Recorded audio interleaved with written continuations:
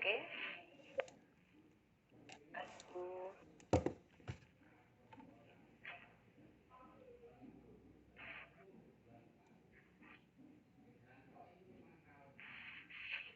Oke. Pagi hari ini kita masih tetap dengan mata kuliah yang sama, yakni teknologi formulasi sediaan padat. Sebenarnya untuk tablet salut yang akan kita pelajari pada pagi hari ini adalah tablet salut gula, tablet salut secara umum, kemudian tablet salut gula dan tablet salut selaput atau tablet salut film. Adapun beberapa poin yang harus kita bahas. Yang pertama, kita akan berbicara mengenai keuntungan dan kerugian dari sediaan tablet salut. Kemudian kita akan membahas tentang yang kedua, membahas tentang jenis tablet salut, salut gula dan salut film atau salut selaput. Kemudian yang ketiga, kita akan membahas tentang bahan-bahan yang digunakan sebagai lapisan penyalut tablet. Yang keempat, tahap-tahap apa saja yang kita lakukan dalam proses penyalutan tablet. Kemudian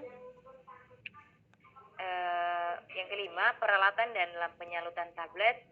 Kemudian panci salut yang digunakan, alat penyemprot, dan alat pengering. Keenam, berbagai macam masalah yang kita bisa temukan ketika dalam pembuatan tablet salut. Dan yang ketujuh, evaluasi sediaan tablet salut. Ya.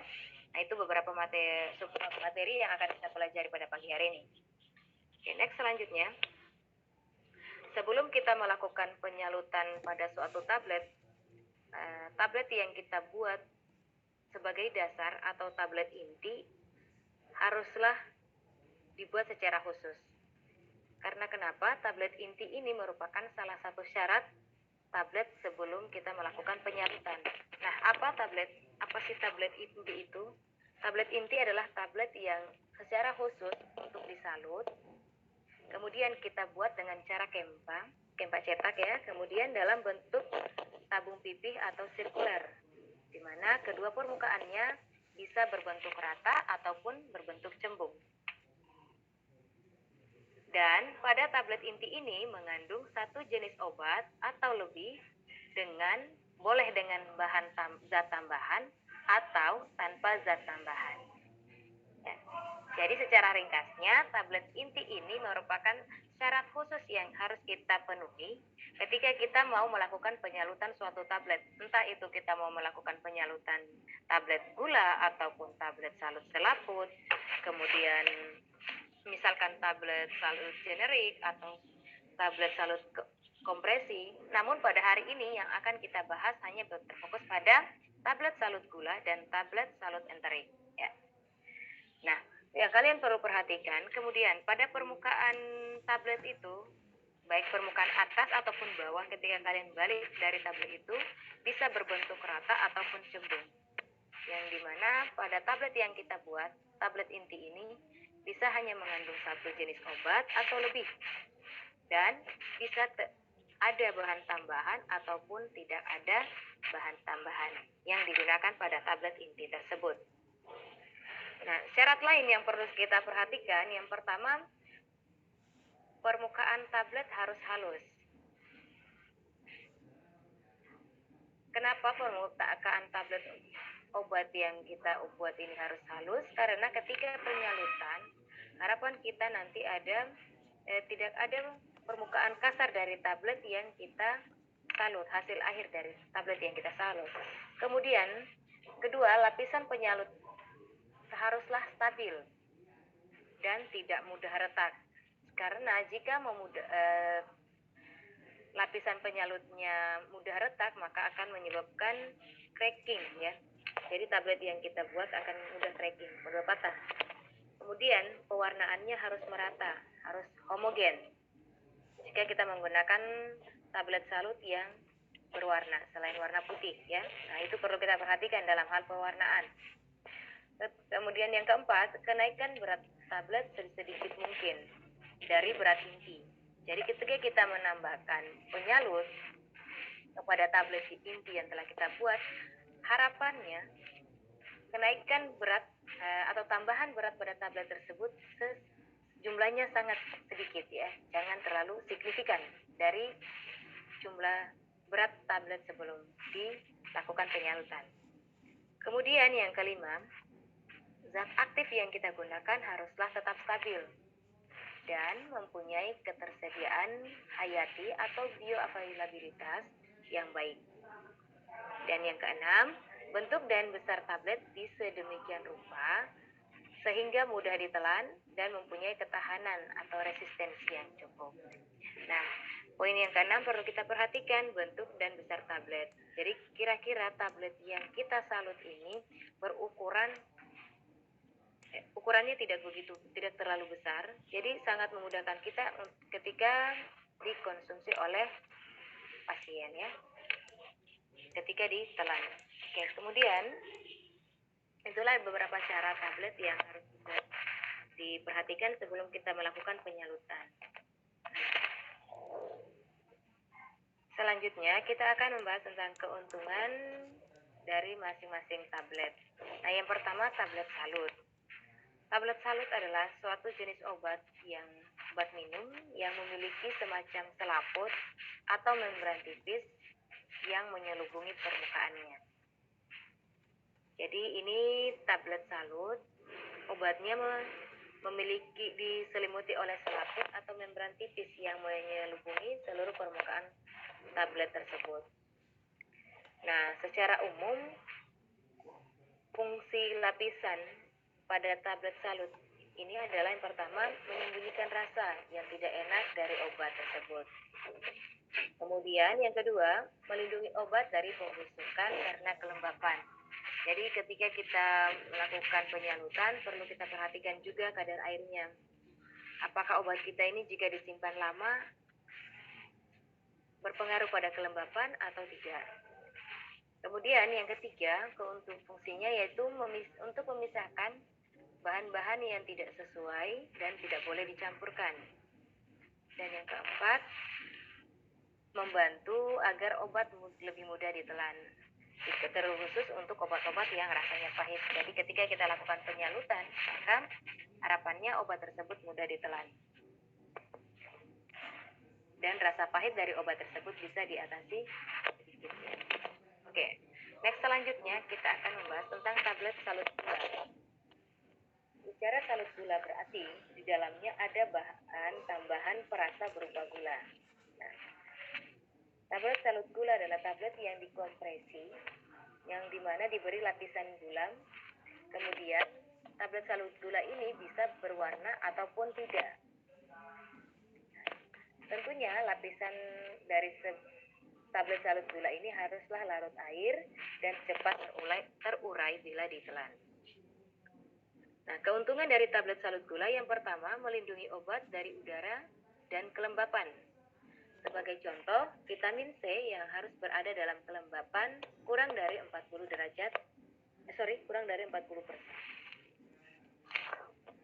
Kemudian yang kedua, sebagai pemberi rasa. Karena berbicara gula berarti ada rasa manis di sana. Sebagai pemberi rasa untuk menghindari dari rasa atau bau obat yang tidak enak. Ya, terkhusus buat anak-anak. Anak-anak kita ketahui bersama sangat tidak suka dengan obat karena rasanya pahit. Maka beberapa jenis obat tablet salut gula ini sangat banyak ditemui pada obat-obatan untuk usia anak-anak ya. Kemudian yang ketiga, memberi penampilan yang lebih menarik dan manis untuk menutupi rasa. Kemudian yang kerugian dari tablet salut gula, pengolahan membutuhkan waktu yang lama serta keahlian khusus. Yang kedua, menambah berat atau ukuran tablet. Biasanya tablet salut 2 kali lebih dari tablet tidak bersalut. Ya. Jadi untuk tablet salut gula ini ukurannya lebih besar dibanding tablet salut selaput, ya, ataupun tablet salut kompresi atau salut enterik, ya, ataupun tablet salut lainnya. Karena tablet salut gula ini biasanya 2 kali lebih dari tablet tidak bersalut untuk ukuran dari berat dan volume. Itu ya. Next selanjutnya, tablet salut selaput atau pempot. Tablet salut selaput adalah tablet yang di mana dikompresi dengan disalut dengan selaput tipis, yang dimana selaput tipis ini berasal dari polimer yang larut ataupun tidak larut dalam air. Biasanya lapisannya berwarna dan pecah di saluran lambung, usus dengan adanya pengaruh pH. Ya. Jadi untuk tablet salut selaput itu sendiri berasal dari selaput tipis yang berasal dari polimer, yang dimana polimer ini bisa larut dalam air ataupun tidak larut dalam air. Dan tablet salut selaput ini akan pecah ketika berada di dalam saluran lambung ataupun usus yang menyesuaikan dengan karena adanya pengaruh pH. Adapun keuntungan dari tablet salut selaput, yang pertama, lebih tahan lama daripada tablet salut gula. Kemudian yang kedua, lebih sedikit dalam penggunaan bahan ketika kita melakukan penyalutan. Yang ketiga, pengerjaannya membutuhkan waktu yang lebih sedikit. Sedangkan kerugian dari tablet selaput, yang pertama, polimer penyalut yang akan digunakan sangatlah terbatas untuk mendapatkannya dan sering terjadi kerusakan dalam proses melarutkan polimer tersebut. Kemudian yang kedua, sering memakai pelarut organik sehingga perlu adanya pengamanan khusus bagi pekerja. Nah, ketika kita melakukan penyalutan pada suatu tablet, baik itu penyalutan tablet salut gula atau tablet salut selaput, kita haruslah memiliki keahlian khusus terkait penyalutan tersebut, karena masing-masing tablet penyalutan, misalkan salut gula dan salut selaput, memiliki perbedaan dalam skill yang harus kita miliki ketika melakukan penyalutan. Dan terkhusus untuk tablet salut selaput, karena biasanya menggunakan pelarut organik, maka ketika pekerja melakukan penyalutan perlu diawasi untuk mengetahui atau kita harus memperhatikan seberapa banyak pelarut organik yang ditambahkan ketika mereka melakukan penyalutan. Ya, karena tablet salut ini akan kita konsumsi secara oral. Ya. Dan akibatnya apa? Akan bahan-bahan yang terkomposisi dari tablet tersebut akan terurai ke dalam tubuh ketika kita mengkonsumsi. Jadi bayangkan saja ketika pelarut organik dalam jumlah banyak ditambahkan ke dalam tablet salut selaput oleh seorang pekerja yang tidak mengetahui atau yang kurang mengetahui beberapa persen kadar pelarut organik yang harus masuk ke dalam obat tersebut yang akan dikonsumsi oleh manusia. Itu ya. Jadi perlunya pengawasan. Oke, next selanjutnya. Jenis tablet salut. Yang pertama ada tablet salut gula, kemudian tablet salut selaput atau salut gel, kemudian yang ketiga tablet salut gelatin, tablet salut sterik, dan tablet salut kompresi. Namun pada hari ini kita akan membahas tablet salut gula dan salut selaput atau salut gel. Pada saat kita melakukan penyalutan pada suatu obat, kita memerlukan bahan-bahan yang digunakan sebagai lapisan untuk penyalutan tablet. Adapun bahan-bahan tersebut yang biasa atau sering kita gunakan ada CMC-NA, selulosa aseptalat, kemudian hidroksietil selulosam dengan bermacam-macam perbandingan dalam campuran polietilen glikol dan polivinil pirolidon dalam pelarut alkohol, atau polivinil pirolidon ini terdispersi dalam isopropanolol yang dengan tambahan baik span ataupun twin.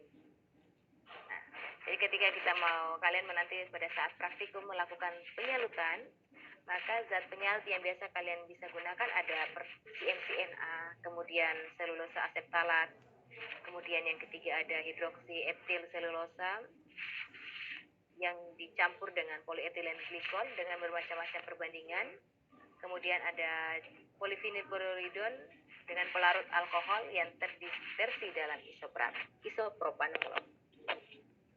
Oke.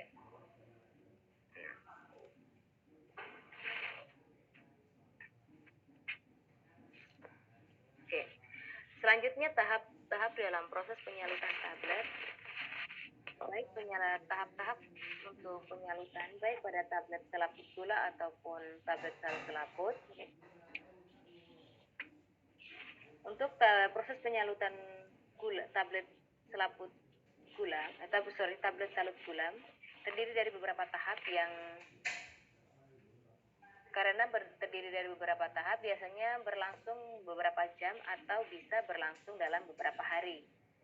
Nah, tahapan dari penyaluran gula ada 5 poin. Yang pertama, penyegelan tablet inti. Jadi tablet inti yang kita punya, kita lakukan penyegelan terlebih dahulu. Tujuannya apa? Tujuannya agar mencegah penyusupan air ke dalam tablet inti. Nah, penggunaan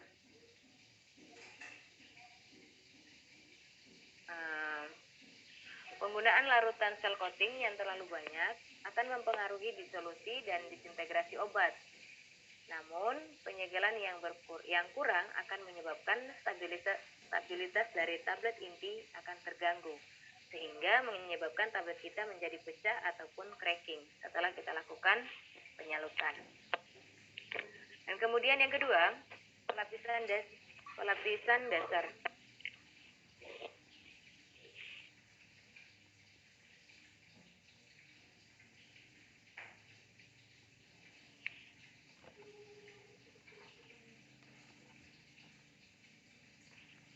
Oke. Kemudian tahapan yang kedua adalah pelapisan dasar, tutup coating.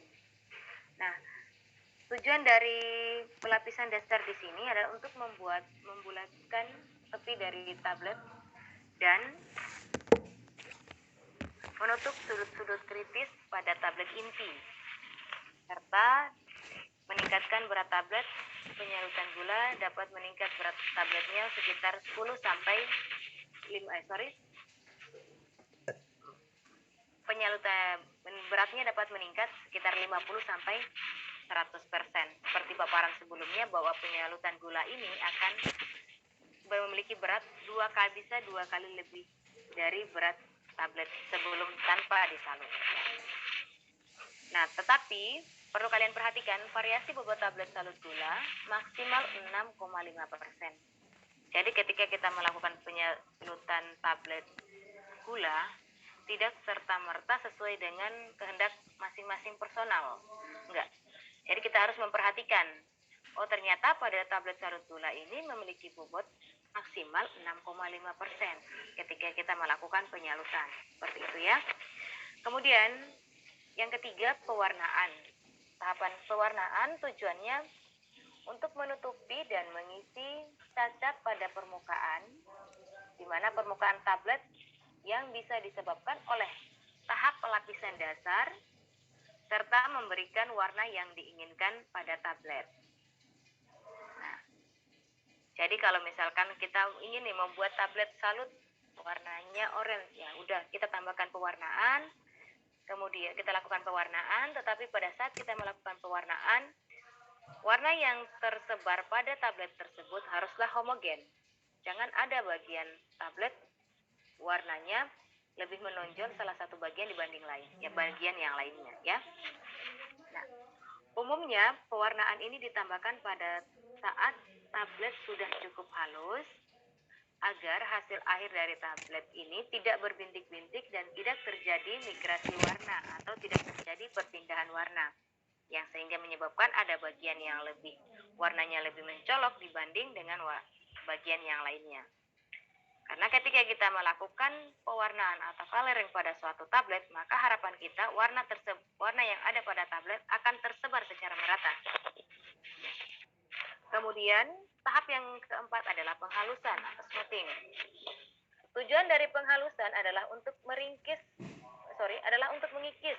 permukaan tablet yang kasar, di mana permukaan yang kasar ini bisa disebabkan oleh tahap pelapisan atau pewarnaan, ya. Karena dari penyegelan pertama, kemudian kita lakukan pelapisan dasar, setelah itu kita lakukan pewarnaan. Nah, kita masuk pada tahap keempat. Keempat, kita harus menghaluskan dari permukaan tablet tersebut. Tujuannya agar permukaan dari tablet tersebut tidak ada yang kasar akibat dari tahap-tahap sebelumnya. Dan output dari penghalusan di sini adalah pelapisan atau pewarnaan yang tujuan penghalusan adalah untuk mengikis permukaan tablet yang kasar yang disebabkan oleh tahap pelapisan atau pewarnaan sehingga menghasilkan tablet halus, mengkilap, dan tentunya tabletnya menarik jika dipandang, ya. Sehingga daya tarik ketika untuk mengkonsumsi obat tersebut dapat meningkat. Kemudian yang terakhir, pada proses penyalutan untuk salut gula ada yang dikenal dengan istilah pengkilapan atau polishing. Nah, tujuan kita lakukan pengkilapan di sini adalah untuk memperoleh hasil akhir. Hasil akhirnya seperti apa? Bahwasanya tablet salut yang kita buat di sini harapannya itu mengkilap, kemudian licin, halus, dan menawan. Nah, hal yang perlu kita perhatikan untuk tahap ini adalah jangan digunakan panas berlebih karena ada bubuk wax yang menempel pada tablet. Serta kita hentikan polishing jika tablet sudah mengkilap. Nah, jika terlalu lama, tablet akan rusak dan tidak mengkilap. Jadi ketika kita melakukan polishing, kita perlu memperhatikan. Jika tablet yang kita buat sudah mengkilap, kemudian sudah licin dan halus, dan warnanya udah jelas, ya sudah kita hentikan proses polishingnya. Karena jika kita dalam waktu yang terlalu lama, maka bubuk wax di sini akan menempel pada tablet. Nah, sehingga yang kita dapatkan tablet kita malah rusak dan tidak mengkilap atau kurang, ya. Jadi ketika nanti kalian praktikum membuat tablet salut tulang, perhatikan proses-proses ini dan setiap proses atau setiap tahapan dalam penyalutan, terkhusus untuk pengkilapan atau polishing, jika sudah mengkilat kemudian licin permukaan dari obatnya, nah, dan tampilannya sudah menarik, kalian langsung hentikan untuk proses polishingnya, proses pengkilapannya, gitu ya. Nah, selanjutnya ini merupakan alur, ya, alur dari proses pembuatan tablet salut. Pertama, kalian akan melakukan penimbangan. Setelah itu kita harus membuat pembuatan tablet inti. Nah, ini untuk proses ini berlaku untuk tablet salut gula dan salut selaput. Nah, kalau untuk tablet salut gula seperti apa yang saya paparkan sebelumnya, ada 5 tahapan, ya. Ada penyegelan atau cell coating, kemudian ada pemberi rasa, lapisan dasar karena ini menggunakan salut gula. Kemudian ada tahap pewarnaan atau coloring, kemudian penghalusan atau smoothing, dan yang terakhir ada pengkilapan atau polishing, ya. Nah, sedangkan untuk tablet salut selaput, ini ada penyemprotan.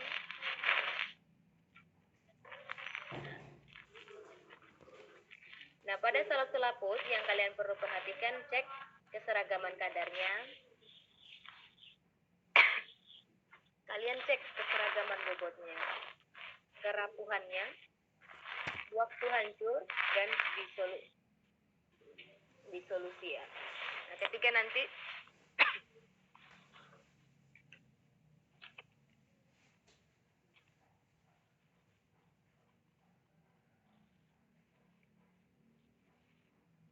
kalian praktikum, kalian akan mengalami untuk tablet pengujian evaluasi dari satu tablet. Kalian akan melihat mengukur keseragaman kadarnya, kemudian keseragaman bobot. Nah, keseragaman bobot dibutuhkan berapa tablet. Kemudian kalian ukur kerapuhan, waktu hancurnya dari masing-masing tablet. Misalkan kita memasukkan 6 tablet dalam alat waktu hancur, kemudian kita lihat dari masing-masing tablet waktu hancurnya sekian menit dan sekian detik. Kemudian uji di solusi ya. Itu akan kalian lakukan ketika praktikum nantinya. Oke, next step. Hal itu sama pula untuk evaluasi pada tablet salut gula. Nah, ketika kita sudah melakukan evaluasi tersebut, baik pada tablet salut selaput dan tablet salut gula, selanjutnya kita masuk pada proses pengemasan primer. Pada pengemasan primer di sini kita perhatikan, yang perlu kita cek adalah penampilan, kemudian kebocoran, serta penandaan. Sama seperti ketika pengemasan primer ini sudah melewati evaluasi ketiga dari penampilan, kebocoran, dan penandaan, kemudian masuklah pada tahap pengemasan sekunder. Pengemasan sekunder sama seperti evaluasi yang dilakukan pada pengemasan primer. Jika memenuhi standar, maka obat tersebut akan masuk ke gudang obat jadi. Ya. Jadi ketika suatu obat memasuki gudang obat jadi, maka akan melewati beberapa tahap. Ini merupakan gambaran dari tahapan yang dilalui oleh tablet salut selaput ataupun tablet salut gula. Ya, seperti itu. Oke, dari penjelasan slide 1 sampai slide 12, kalau ada yang ingin ditanyakan, saya persilakan.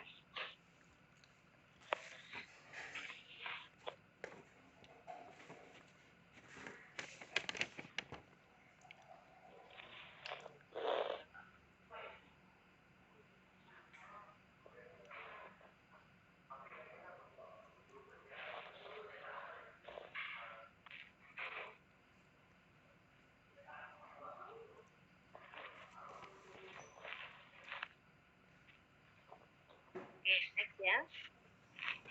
Mungkin belum, kalau mau ada yang ditanyakan boleh resen aja nggak apa-apa, atau nanti di akhir juga nggak apa-apa, boleh. Saya persilakan, fleksibel aja ya. Kalau itu saya lanjutkan dulu. Kemudian tadi kita membahas tahap-tahap dalam penyalutan, baik itu untuk tahapan pada tablet salut selaput atau tablet salut gula.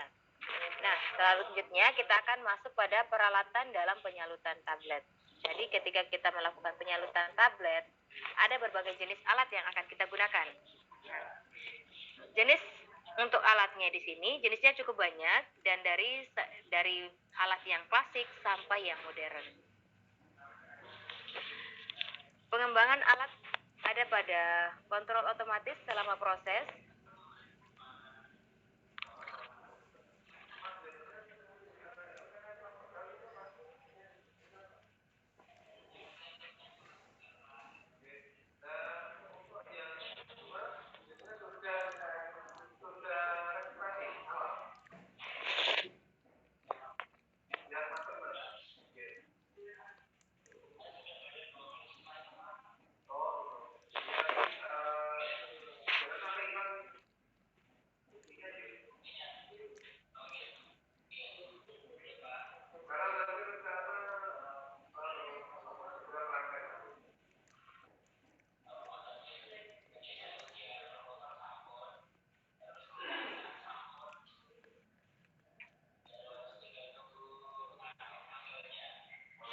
Oke, lanjut ya.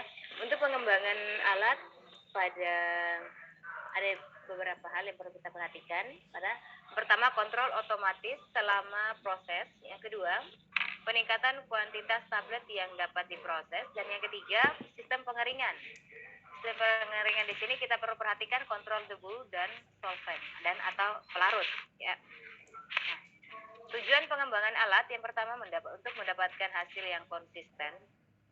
Ya, seperti kita ketahui, alat dalam penyalutan tablet ini bisa menggunakan alat klasik dan alat modern. Nah, tujuan pengembangan alat diantaranya yang pertama untuk mendapatkan hasil yang konsisten. Kemudian yang kedua, tidak mempengaruhi kecepatan pelepasan obat. Ya. Yang ketiga, waktu prosesnya itu lebih singkat dibanding kita menggunakan alat yang klasik. Dan tentu yang keempat adalah lebih ekonomis. Ya. Next, selanjutnya, Macam-macam alat yang kita butuhkan ketika kita melakukan penyalutan tablet. Yang pertama ada panci. Nah, panci di sini terdiri dari berbagai macam jenis. Yang pertama ada panci konvensional. Panci konvensional ini dikenal sejak kurang lebih dari 100 tahun yang lalu. Bentuknya sferis, heksagonal atau seperti buah pir. Ya. Kemudian kecepatan putar pancinya atau VP-nya itu akan berpengaruh pada kecepatan putar tablet dan mempengaruhi hasil penyalutan. Kemudian yang keempat, perlu dicari sudut inklinasi optimal agar putaran dari tablet tersebut efisien, yaitu plus minus 30 derajat. Apabila diperlukan, perlu dilakukan pengadukan tablet secara manual. Itu kemudian pengaliran udara panas dan penyedotan udara kembali melalui bagian depan panci. Nah, seperti apa bentuk dari panci konvensional? Intinya kurang lebih bentuknya itu sferis atau heksagonal atau seperti buah pir. Nah, contohnya ada macam-macam nih. Desain panci konvensional. Gambar A itu adalah bentuk panci yang seperti buah pir, ya. Kemudian desain warna yang B itu merupakan bentuk heksagonal dan bentuk C desain panci yang berbentuk elips. Jadi untuk panci konvensional di sini ada 3 bentuk yang bisa kita jumpai, ya. Ada bentuk pir, bentuk heksagonal, dan bentuk elips. Oke. Nah, ini gambarnya ya. Ketika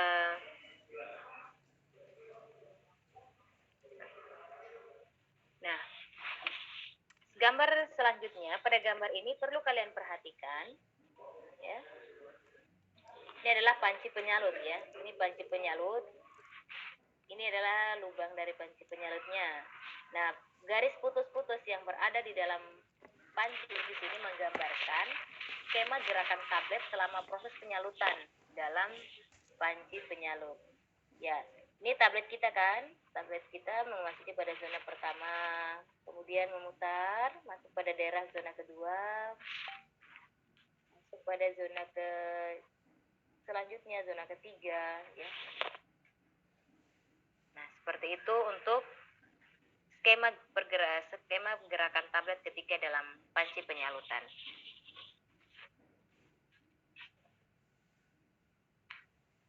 Nah, ini berbicara gambar panci konvensional, otomatis gambarnya hitam putih, ya, karena berbentuk klasik sudah lebih dari kurang lebih 100 tahun yang lalu, ya.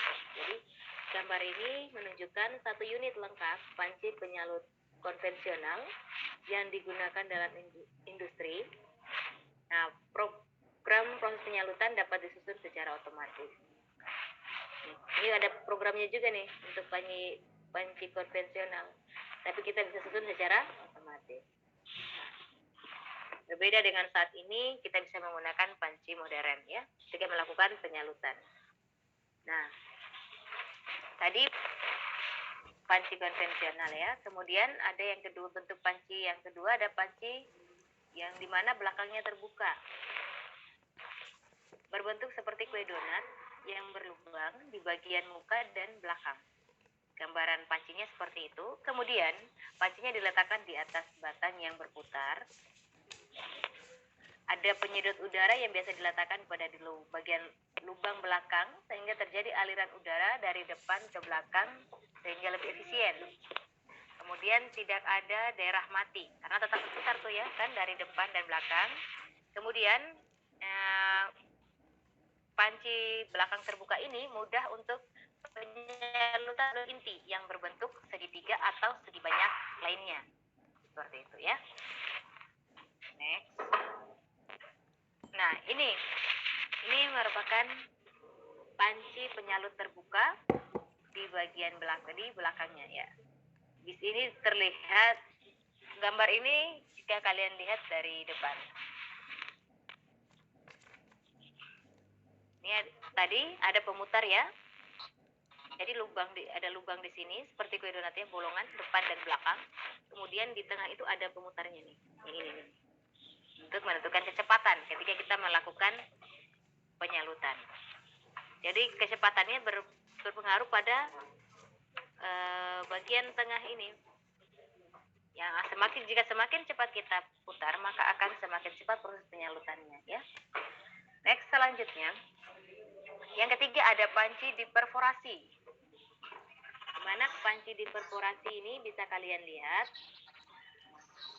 pada gambar. Nah, sini ada pada bagian-bagian dari desain panci diperforasi, udara masuk. Nah, ini udara masuk. Nah, ini yang merupakan unit penghisap. Kemudian ada unggun tablet. Ini bagian yang diperforasi, ada arah panah SS ini ya. Ini bagian yang diperforasi. Kemudian ini tabung yang menonjol keluar. Itu menunjukkan jalan untuk udara keluar. Dinding panci berlubang banyak atau perforasi. Dari dindingnya berlubang ya. Kemudian bagian belakangnya tertutup. Yang terbuka hanya bagian depan. Kemudian pengeringannya itu lebih efisien. Udara panas melewati seluruh permukaan tablet. Nah, contohnya itu adalah panci penyalut Astela Kota atau Driakota. Driakota. Oke ya. Nah, selanjutnya ini adalah panci penyalut Astela Kota ya. Kalian bisa lihat ya. Kemudian ini panci penyalut Driakota. Aliran udara pada alat penyalut Driakota. Kalian lihat ya. Ada udara masuk, dimasukkan. Nah, ini ada udara yang keluar. Keluarnya lewat ini. Ini tampak ketika kita menggambar melintang, ini gambar menyampingnya. Jadi ketika kalian melihat, udaranya masuk di sini ya, ketika gambar menyamping, masuk pada tengah ini, kemudian akan melewati tabung ini jadi tabung ini merupakan jalan untuk udara keluar. Selanjutnya, peralatan tadi merupakan panci, beberapa jenis panci untuk penyalutan ya. Ada panci konvensional, kemudian panci belakang terbuka, ada panci diperforasi. Selanjutnya kita masuk pada peralatan pelengkap. Ya, peralatan pelengkap ada baffles dan tabung imersi. Baffles ini digunakan untuk memperbaiki gerakan tablet dalam panci selama proses penyalutan. Yang kedua, baffles ini juga berguna untuk jumlah dan bentuk baffles yang bervariasi, dibuat dari logam dan plastik. Kemudian pemasangan baffles pada bagian muka atau bagian depan dan belakang panci, sehingga didapatkan gerak tablet yang berupa gerak zigzag. Ya. Kemudian untuk peralatan pelengkap yang kedua ada tabung imersi. Tabung imersi ini berfungsi untuk meningkatkan efisiensi pengeringan. Jadi untuk mempercepat pengeringan kita bisa menggunakan bahan peralatan tambahan atau pelengkap, yaitu tabung imersi. Nah, gambar yang tertera pada layar kalian saat ini merupakan diagram pemasangan tabung imersi pada panci penyalut konvensional. Ini panci penyalut konvensionalnya. Nah, imersi dipasang tabung imersi kan. Nah, sehingga didapat peralatan dipasang juga baffles, jadi diperoleh gerakan.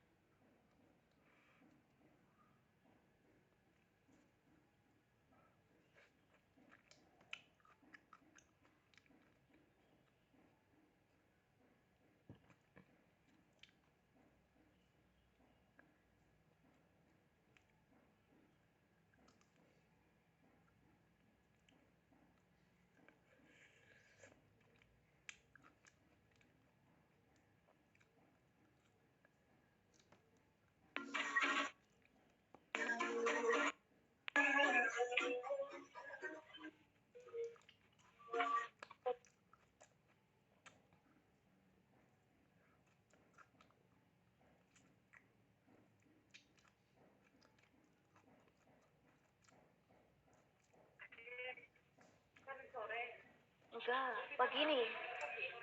Makanya percuma juga kita.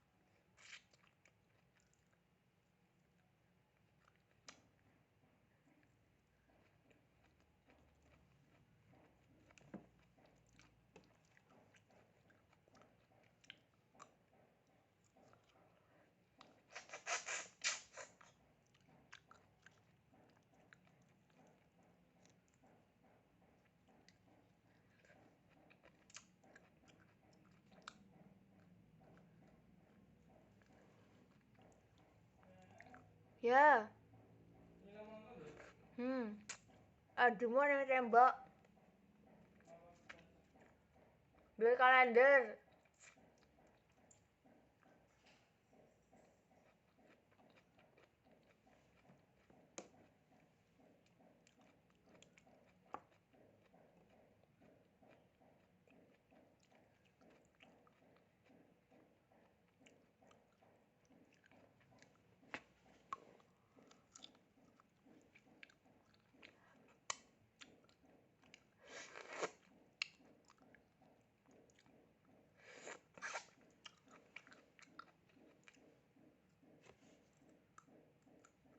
Mohon maaf ya, dikarenakan jaringan koneksi internetnya saya terbental ya. Oke, saya share materi kembali ya.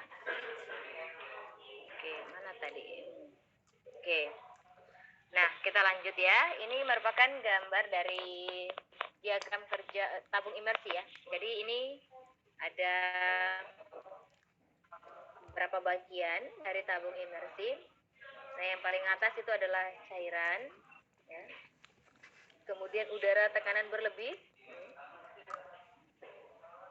Udara tekanan berlebih. Tabung imersi, ya ini adalah tabung imersinya ya. Kemudian astagfirullahaladzim. Internet. Kemudian ada celah, yang ini ya, ada celah di sini. Nah, ini adalah tablet inti yang berbentuk granul-granul di sini. Di sekitaran tabung imersi itu adalah tablet inti. Kemudian yang kosong di sini dari celah ini merupakan kantung udara. Nah, itu adalah diagram kerja dari tabung imersi selama proses penyalutan. Next, peralatan pelengkap yang ketiga ada drum pemoles. Nah, berbentuk silindris, kemudian berbentuk buah pir dan heksagonal. Digunakan untuk pemoles atau penggelapan tablet sahur. Nah, kemudian bagian dalam pada drum pemoles ini alatnya dilapisi dengan kanvas yang diimprek dengan wax ya. Kemudian dengan adanya penambahan wax dalam bentuk butiran atau larutan, wax dalam solvent ya, ketika dalam pelarut. Wax dalam bentuk butiran atau larutan wax dalam bentuk atau dalam solvent ya. Jadi disesuaikan.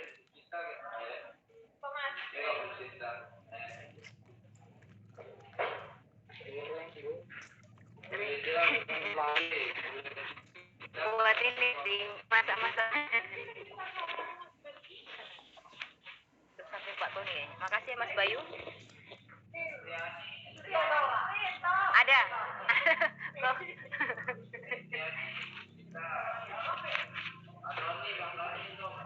Pak Tony. Oke. Nah, kemudian gambar ini adalah polishing pen, panci untuk pemoles. Karisma di kampus 1. Kemudian sistem penyemprotan. Nah, astagfirullahaladzim. Sistem penyemprotan digunakan itu Bu Endang udah. Sistem penyemprotan digunakan untuk menghindari faktor subjektif selama proses. Kemudian ada dua macam cara penyalutan. Ada atomisasi hidrolik dan ada pneumatik. Nah.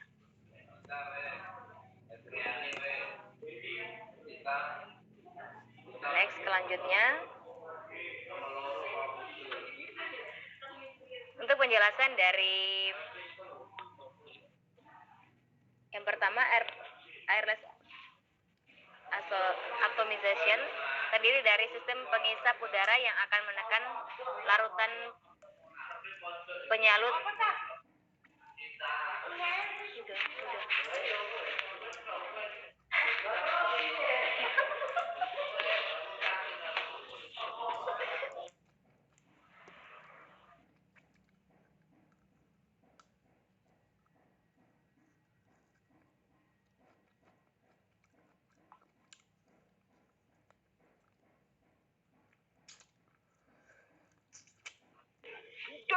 Ya udah, sengaja Pak. Oke ya, sorry saya share kembali ya. Oke. Waduh.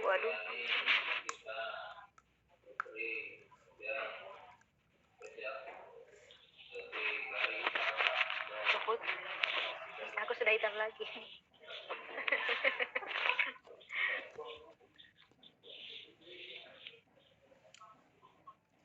Oke ya. Ya Allah.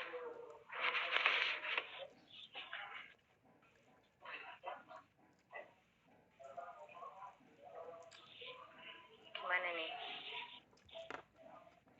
Saya coba matikan bentar ya, saya restart kembali laptopnya. Soalnya ini layar saya nggak kelihatan. Coba ya, sorry ya. Ditunggu 5 menit ya.